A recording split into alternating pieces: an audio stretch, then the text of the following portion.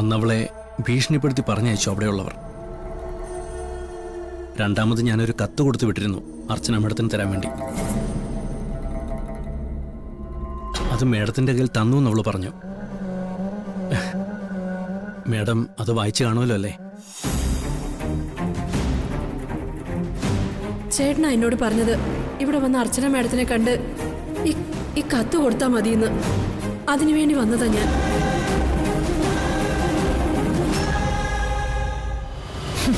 അവന്റെ ഒരു കത്ത് വെറുതെ ഓരോ തോന്നിവാസങ്ങൾ എഴുതി പിടിപ്പിച്ചിരിക്കായിരിക്കും. എനിക്ക് വിഷമമൊന്നുമില്ല മോളെ. വിജയ് എന്ന ആളും അയാളുമായിട്ട് ബന്ധപ്പെട്ട എന്തും ഞാൻ എൻ്റെ മനസ്സിനെ കളഞ്ഞു.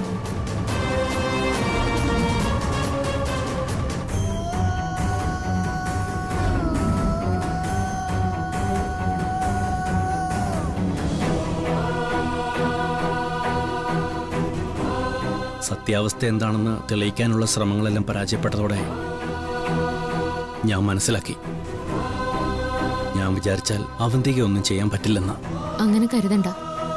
അവന്തിക ശരിക്കും ആരാണെന്ന് എനിക്ക് ബോധ്യമായി കഴിഞ്ഞു. പക്ഷേ അതിനൊന്നും എൻ്റെ കയ്യിൽ തെളിവുകൾ ഇല്ലാതായിപ്പോയി. അങ്ങനെ എന്തെങ്കിലും ചേട്ടൻ്റെ കയ്യിലുണ്ടോയെന്നറിയാൻ വേണ്ടിയാണ് ഞാൻ വന്നത്. മാഡം, ഞാൻ കൂടെ നിന്ന സമയത്ത് അവന്തിക ചെയ്തതിനെല്ലാം എൻ്റെ കയ്യിൽ തെളിവുകളുണ്ട്. പക്ഷേ ഞാനത് തരില്ല.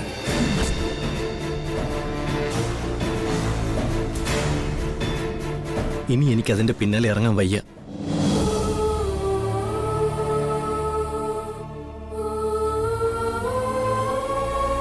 ചേട്ടൻ പേടിക്കണ്ട.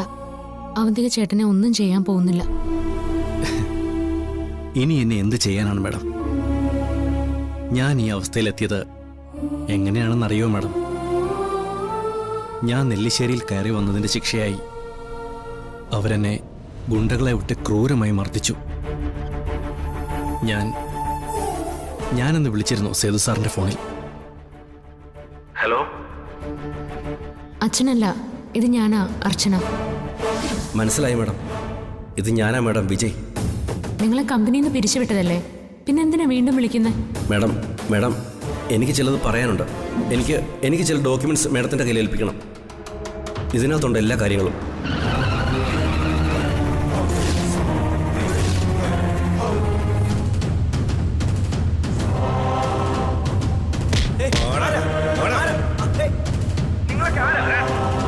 നമ്മളാരെന്ന് പരിചയപ്പെടുത്തണം.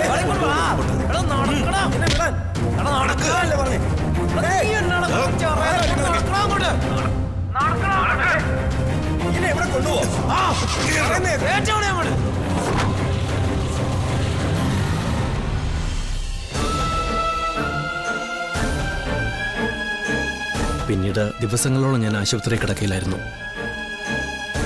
പിന്നീട് ജീവൻ തിരിച്ചുപിടിച്ച് വീട്ടിലെത്തിയതിന് ശേഷമാണ് ഭാര്യയെ ഞാൻ അങ്ങോട്ട് പറഞ്ഞയച്ചത്. പക്ഷേ അതിനുശേഷം അവർക്ക് എന്നോട് വൈരാഗ്യം കൂടി. ഒരു ദിവസം അവർ ഗുണ്ടകളുമായി ഈ വീട്ടിലെത്തി.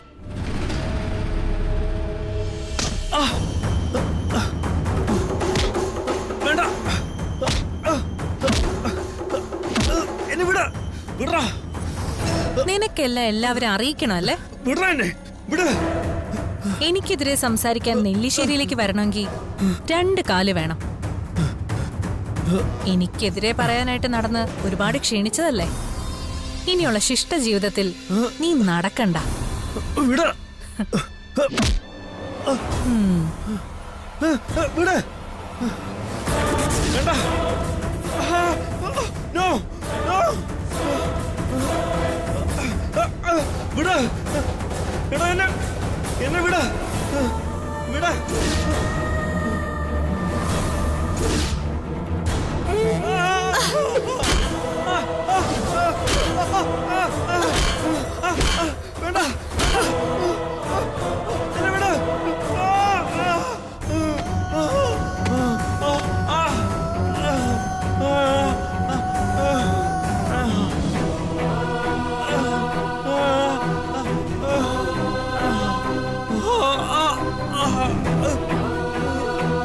ഇനി നമ്മൾ തമ്മിൽ കാണേണ്ടി വന്ന അന്ന് നിന്റെ മരണമായിരിക്കും.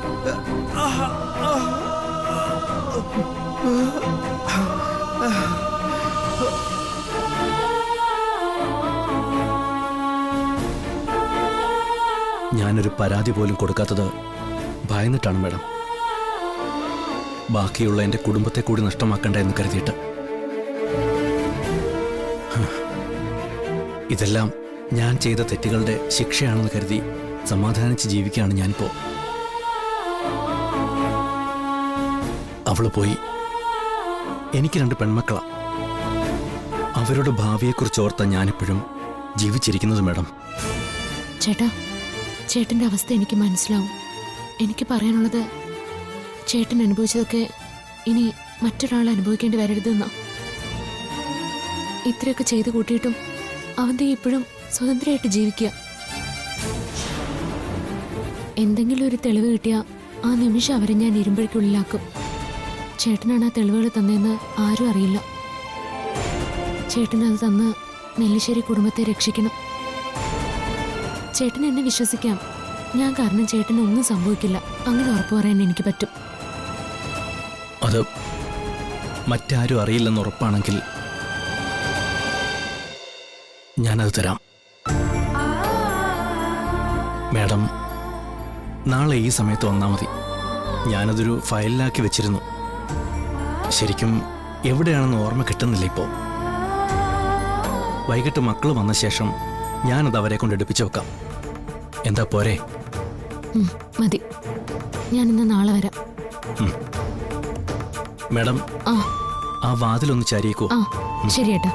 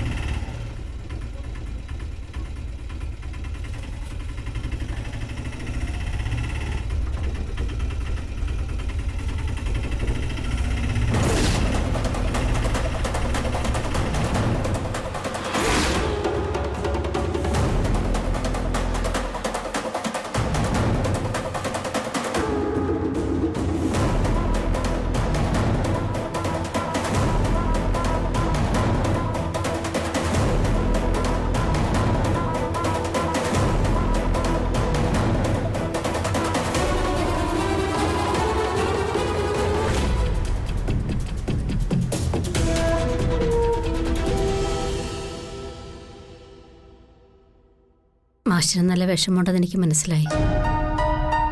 ഇനിയിപ്പോൾ എന്ത് ചെയ്യാനാ? ഇതൊക്കെ തന്നെയാവും നമ്മുടെ വിധി. എന്നേക്കാൾ വിഷമം അനൂപിനാ. അവനൊന്നും പുറത്ത് കാണിക്കാത്തതാ.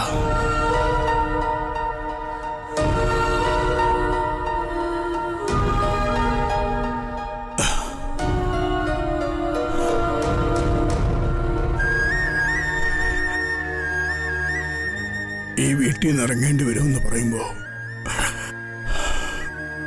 നെഞ്ചിലൊരു പിടച്ചില്. അനൂപ് എന്താണ് വീടെഴുതി കൊടുക്കാമെന്ന് പറഞ്ഞ് സമ്മതിച്ചത്? എനിക്ക് മനസ്സിലാവുന്നില്ല.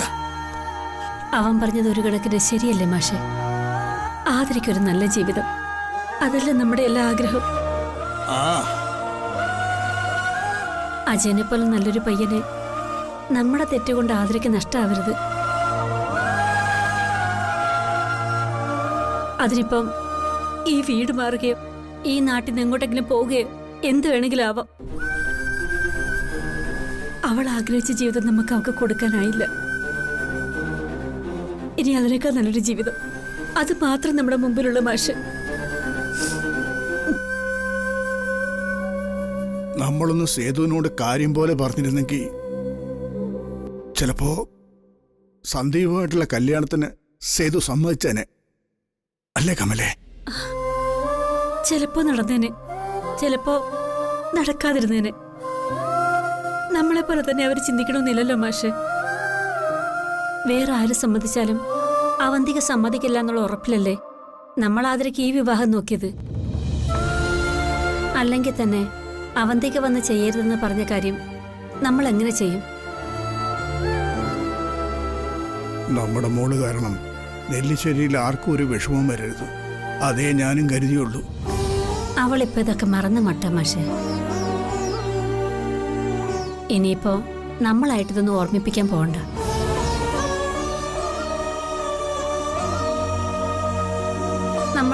നമ്മൾ ഏതൊക്കെ രീതിയിൽ പരിശ്രമിച്ചു, അപ്പോഴെല്ലാം തടസ്സങ്ങളായിരുന്നില്ലേ? അത് ചിലപ്പോ നടക്കാൻ പാടില്ല എന്നുള്ളത് ഈശ്വര തീരുമാനമായിരിക്കും. ഈ വിവാഹത്തിന് ആദര തടസ്സങ്ങളൊന്നും പറയാത്ത സ്ഥിതിക്ക് എത്രയും വേഗം അതങ്ങ് നടത്തണം മാഷെ. അതെങ്ങനെയാണെന്ന് മാത്രം ഇപ്പം ചിന്തിച്ചാൽ മതി.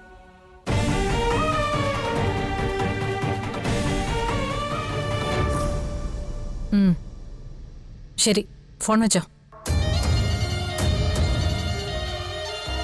അപ്പ എന്റെ സംശയം ശരി തന്നെ. അർച്ചന എന്നെ വിശ്വസിച്ചിട്ടില്ല. വിശ്വസിച്ച പോലെ അഭിനയിക്കുക. എന്തെങ്കിലും പ്രശ്നമുണ്ടോ മാഡം? അല്ല, വല്ല അബദ്ധവും പറ്റിയോ? പറ്റി. പണ്ടേ കൊന്നുകളയേണ്ട ഒരുത്തനെ ഞാൻ മാപ്പ് കൊടുത്ത് വിട്ടു. ആ മാപ്പിപ്പോ അർച്ചനയ്ക്ക് എന്നെ തകർക്കാനുള്ള പിടിവള്ളിയായി മാറാൻ പോകുന്നു. മാഡം ഇത്രയൊക്കെ കഷ്ടപ്പെട്ട് അഭിനയിച്ചിട്ടും ആ പെണ്ണ് വിശ്വസിച്ചിട്ടില്ലെന്ന് പറയുമ്പോൾ മാഡത്തിന്റെ അഭിനയത്ര പോരല്ലേ? ചെക്ക, നിനക്ക് എന്തറിയാം എന്നെ കുറിച്ച്? അഭിനയം അറിയാവുന്നതുകൊണ്ടാ ഇപ്പോഴും ഇവിടെ ഉള്ളത്. എന്റെ കൂടെ മര്യാദയ്ക്ക് അഭിനയിച്ച് പിടിച്ച് കയറാൻ നോക്ക്, അല്ലെങ്കിൽ ഈ കഥയിലേ നീ ഉണ്ടാവില്ല. ഇനി എന്തു വന്നാലും ഞാൻ മാഡത്തിന്റെ കൂടെ തന്നെയാണ്. എല്ലാം ഒന്ന് പായറ്റി തെളിഞ്ഞിട്ട് ഞാൻ പോവും. അല്ല മാഡം, അർച്ചന എല്ലാം മനസ്സിലാക്കിയ സ്ഥിതിക്ക് അത് നമുക്ക് അപകടമല്ലേ? മാഡത്തിന്റെ മുഖത്താണെങ്കിൽ അത് കാണുന്നില്ല. പേടിച്ച് വഴിമുട്ടി നിൽക്കുന്ന സ്വഭാവം ഇല്ല എനിക്ക്. എന്തെങ്കിലും ഒരു അബദ്ധം ഉണ്ടായാ എന്താ പ്രതിവിധി എന്ന് ഞാൻ നേരത്തെ ആലോചിച്ച് വെച്ചിട്ടുണ്ട്. നിനക്ക് എപ്പോഴെങ്കിലും തോന്നിയിട്ടുണ്ടോ ഞാനൊരു പാവാണെന്ന്? അങ്ങനെ ചോദിച്ചാ ഇടയ്ക്കിടയ്ക്ക് തോന്നും. എന്നെ എപ്പോഴെങ്കിലും പേടി തോന്നിയിട്ടുണ്ടോ? ഒരു പ്രാവശ്യം, അന്ന് മാഡത്തിന്റെ വീട്ടിൽ വന്ന ദിവസം.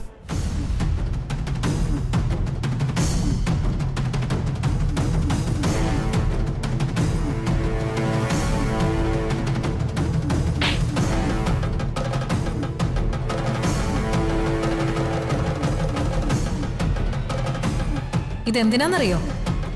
എന്റെ അറിവോ അനുവാദമോ ഇല്ലാതെ ഇവിടെ കയറി വന്നതിന്. അന്ന് അജയൻ കണ്ടത് എന്റെ മറ്റൊരു മുഖ. പക്ഷേ ഈ അവന്തികയ്ക്ക് മൂന്നാമതൊരു മുഖമുണ്ട്.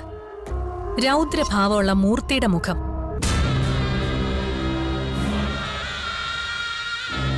അത് കണ്ടിട്ടുള്ളവരാരും ജീവനോടെ ഇപ്പൊ ഇല്ല. വഴുതിപ്പോയ ഒരാളെ ഉടനെ ഞാൻ തീർക്കുകയും ചെയ്യും. മാഡം എന്താ പറഞ്ഞു വരുന്നത്? ഇപ്പൊ അജയന് ചെറിയ പേടിയൊക്കെ വരുന്നുണ്ടല്ലേ? അങ്ങനെ ചോദിച്ചാ ഉണ്ട്.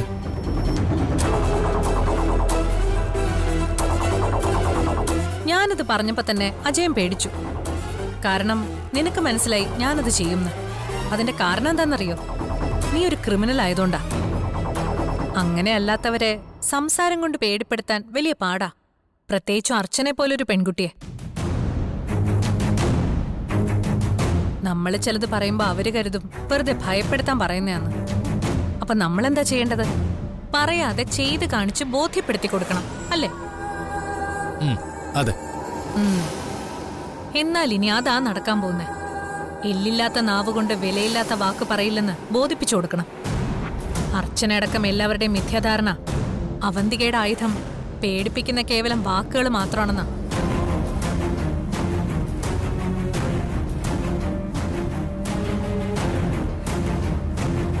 മൂർച്ചയുള്ള ആയുധം പിന്നിൽ ഒളിപ്പിച്ചാണ് ഞാൻ സംസാരത്തിൽ പലതിനും തീർപ്പ് കൽപ്പിക്കുന്നെന്ന് ആർക്കും അറിയില്ല.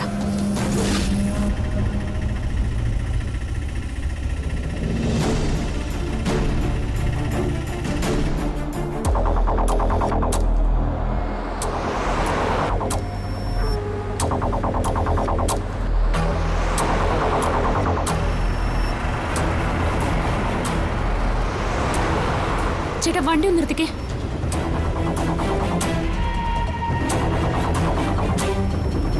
അത് അവന്തി എടുത്തിയുടെ കാറാണല്ലോ.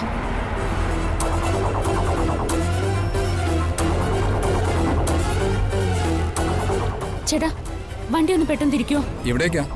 ചേട്ടാ ഇപ്പൊ പോയി വീട്ടിൽ ഒന്നുകൂടെ ഒന്ന് പോണം. ആ. ഒന്ന് വേഗം തിരിച്ചു പോവോ.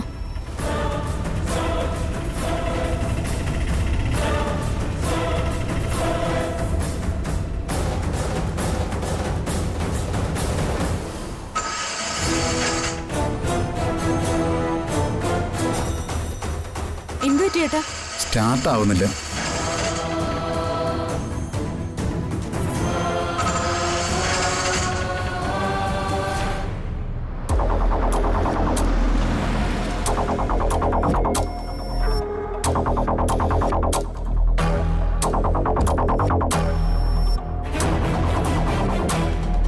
അകത്ത് പോയി നോക്കിയായിരുന്നോ? ഇല്ല മാഡം. ചെല്ല്.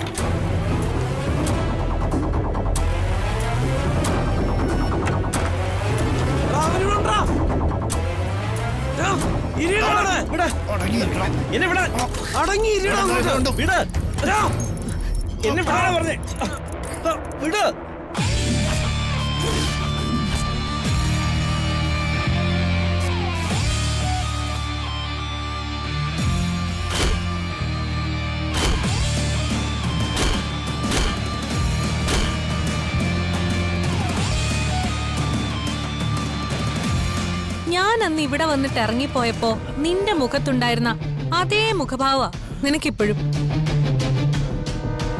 എനിക്ക് നീ പണ്ട് ഒരുപാട് സഹായങ്ങൾ ചെയ്തു തന്നിട്ടുണ്ട്. അതിനൊക്കെ ചേർത്ത് ഞാൻ നിനക്ക് തിരിച്ചു ചെയ്ത നന്ദിയാണ് നിന്റെ ഈ ജീവനും ജീവിതവും. അങ്ങനൊരു നന്ദി ഞാൻ കാണിച്ചപ്പോ തിരിച്ച് നീയും ആ നന്ദി എന്നോട് കാണിച്ചു. ഒരു 15 മിനിറ്റ് മുമ്പ്. എങ്ങനെയും പിഴച്ചു പൊയ്ക്കോട്ടെ എന്ന് കരുതിയ നിസാരമായി കൊല്ലാൻ പറ്റിയിട്ടും നിന്നെ ഞാൻ ഈ വീൽ ചെയറിലേക്ക് ഇരുത്തിയത്. പക്ഷേ ഇതിലിരുന്ന് നീ പ്രതികാരം ചെയ്യാൻ ഇറങ്ങിയേക്ക അല്ലേ? ഞാനൊരു തെറ്റും ചെയ്തിട്ടില്ല. ചെയ്തു. ഒരിക്കലും നീ മുഖം കൊടുക്കാൻ പാടില്ലാത്ത ഒരു അതിഥി ഇവിടെ വന്നിരുന്നു അല്പം മുമ്പ്.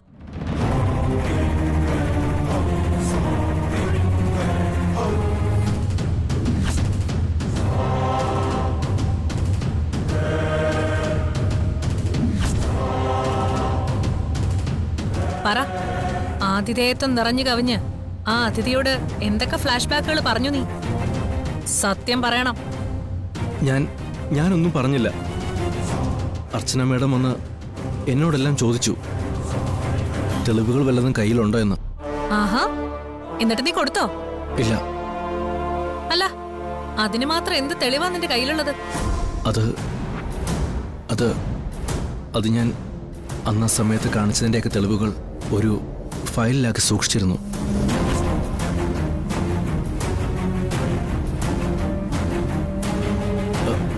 അത് വേണമെന്ന് അവർ ആവശ്യപ്പെട്ടു. എന്നിട്ട് നീ കൊടുക്കാന്ന് പറഞ്ഞില്ലേ? നീ കൊടുത്തില്ലേ അത്?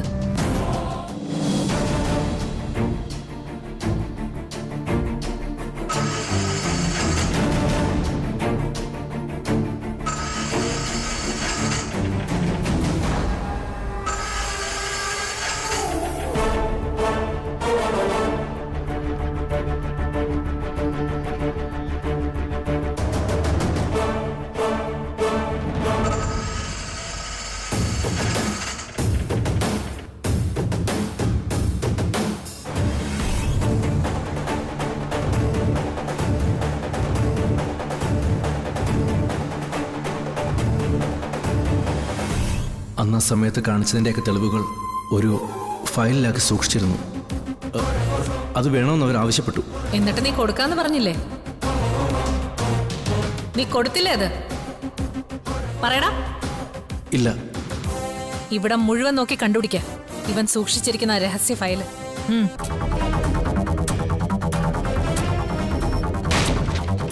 മേഡം എന്നോട് ക്ഷമിക്കണം. എന്നെപ്പോലെ വേറെ ആർക്കും ഈ അവസ്ഥ വരരുതെന്നും നെല്ലിശ്ശേരി കുടുംബം രക്ഷിക്കണമെന്ന് പറഞ്ഞപ്പോ ഞാൻ അങ്ങനെ എല്ലാരെയും രക്ഷിക്കാൻ നീ സിനിമാ നടൻ വിജയൊന്നും അല്ലല്ലോ. കാലിന് സ്വാധീനമില്ലാത്ത പാവം വിജയല്ലേ. മേഡം, ഇനി ഞാൻ ആ ഫയൽ ആരെയും കാണിക്കില്ല. ദൈവത്തിനാണ് സത്യം. അതിന് നീ അത് ഇനി ആരെയും കാണിക്കില്ല. അതിനാ ഞാൻ നേരിട്ട് വന്നത്.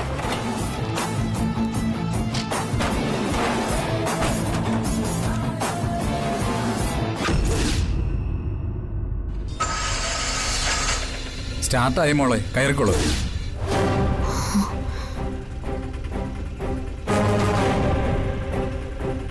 പോഞ്ചേട്ടാ. ആ